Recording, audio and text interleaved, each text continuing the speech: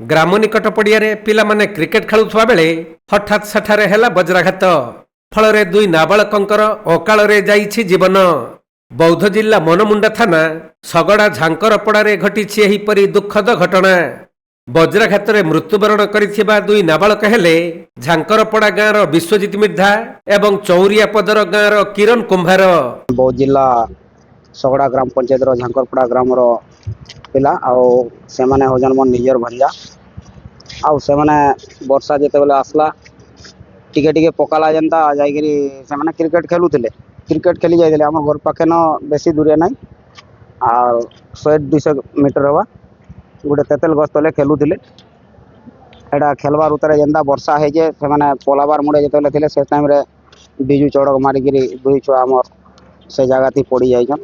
ଆଉ ବର୍ଷା ସେ ଟାଇମ୍ରେ ପୁରା ବହୁତ ଜୋରରେ ହେଲା ଯେତେବେଳେ ଆମେ କିଛି ନାଇଁ ଜାନୁ ଘରମାନଙ୍କୁ ଭର୍ତ୍ତି ହେଇକି ଥିଲୁ।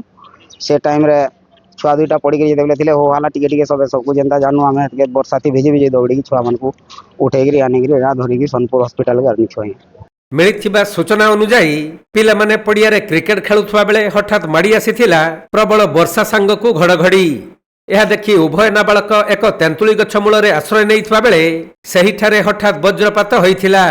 ତେଣୁ ଉଭୟଙ୍କୁ ଗୁରୁତର ଅବସ୍ଥାରେ ଉଦ୍ଧାର କରାଯାଇ ପ୍ରଥମେ ମନମୁଣ୍ଡା ମେଡିକାଲ ଓ ପରେ ସୋନପୁର ମେଡିକାଲକୁ ନିଆଯାଇଥିଲେ ବି ଡାକ୍ତର ଉଭୟଙ୍କୁ ମୃତ ଘୋଷଣା କରିଛନ୍ତି। ଏପରି ଏକ ଦୁଃଖଦ ଘଟଣା ଘଟିବା ପରେ ସାରା ଅଞ୍ଚଳରେ ଶୋକର ଛାୟା ଖେଳିଯାଇଛି। ସୂଚନାଯୋଗ୍ୟ ଯେ କିରଣ କୁମ୍ଭାର ନିଜ ମାମୁଁ ଘର ଗାଁ ଝାଙ୍କରପଡ଼ାକୁ ଆସିଥିବା ବେଳେ ଏହିପରି ଅଘଟଣରେ ତାଙ୍କର ମୃତ୍ୟୁ ହୋଇଛି।